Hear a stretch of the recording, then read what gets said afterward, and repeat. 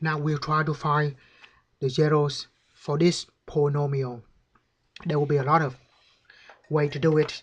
This is probably the longer way to do things, but it's kind of nice to review a lot of important theorem. So for first, rational zero theorem that gives us all the possible rational zeros.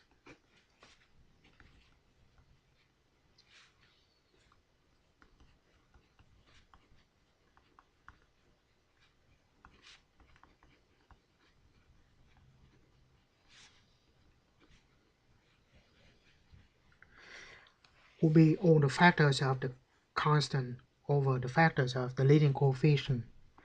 So factors of the last one, 4, over the factors of the leading coefficient, in this case just 1. So we have plus or minus 1, plus or minus 2, and plus or minus 4 over plus or minus 1. So this is simple. 1, 2, or 4. 1 over 1, 2 over 1, and 4 over 1. And that's it. Right. Some of this may work or none of them may work. Next, we use Descartes' rule of sign just to find how many positive zeros and how many negative zeros we have. So that's what the Descartes rule of sign is about. Alright, so we look at the original polynomial.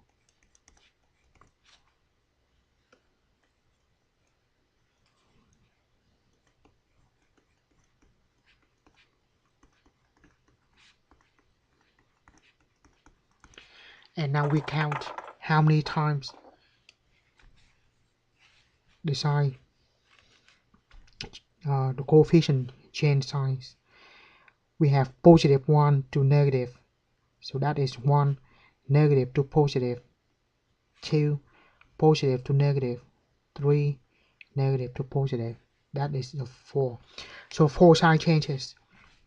So we say the number positive 0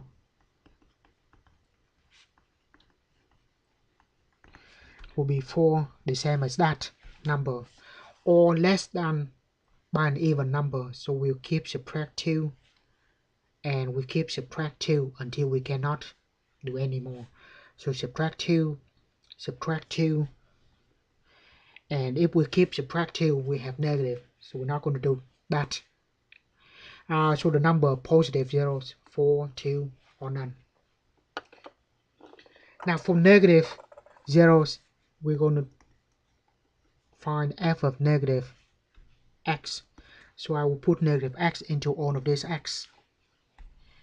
Negative x to the 4th power, negative x cubed, negative x squared, negative x plus 4. Right. So we will have negative to an even power, so it won't be positive. So this is negative with another negative, so it's positive, positive, positive, and positive. No sign changes. So we say no negative zeros.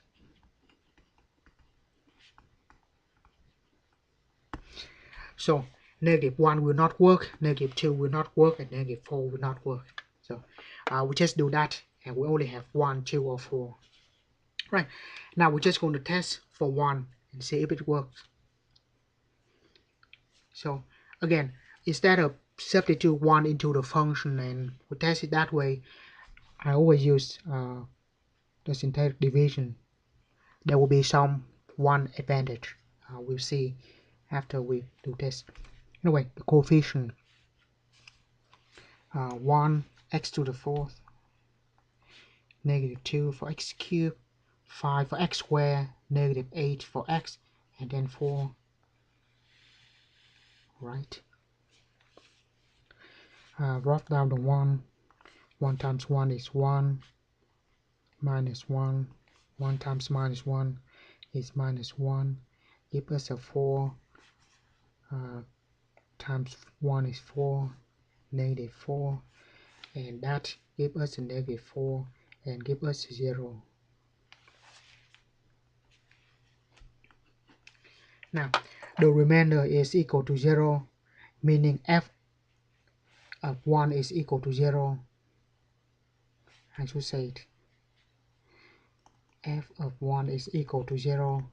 So 1 is a 0. So I will write x equal to 1 is a 0 because we have 0 remainder, which indicates the values of the function is 0. Right. Now, back to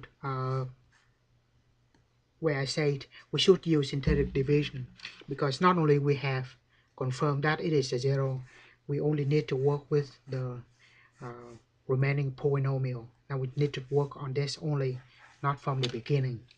If we put 1 into the function, we will not have this. Right. So the next step, show that x equal to 1 is a 0 of multiplicity of 2. So meaning that we're going to use this remaining polynomial. By the way, it will be x cubed minus x squared plus 4x minus 4. But I just need to have the coefficient.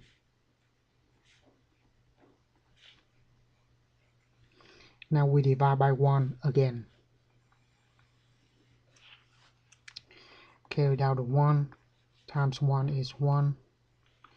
0, that is 0.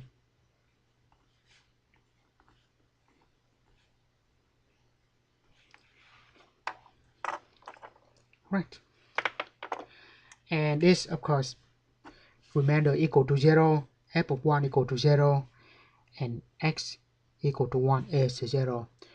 So because it works in the synthetic division twice, it is multiplicity of 2. Actually, we should go a step further, but for now we just said x equal to 1 is 0. That's all we have for now. Next, again, this says that we use quadratic formula to find the remaining zeros, but we don't have to. We just have the here, which will be x squared plus 4 equal to 0. So like the previous video, x squared equal to negative 4. So x equal to plus or minus square root of negative 4, or plus or minus I square root of 4, or plus or minus 2i. Right. Here we see that the zeros x equal to 1 works one more times. So we say 1 with multiplicity of 2 because it worked twice. And then 2i and negative 2i. There are no other zeros. So like I said, we don't need to do all of these steps, but doing all of these steps is a good review of what we can do and what we can do for polynomial.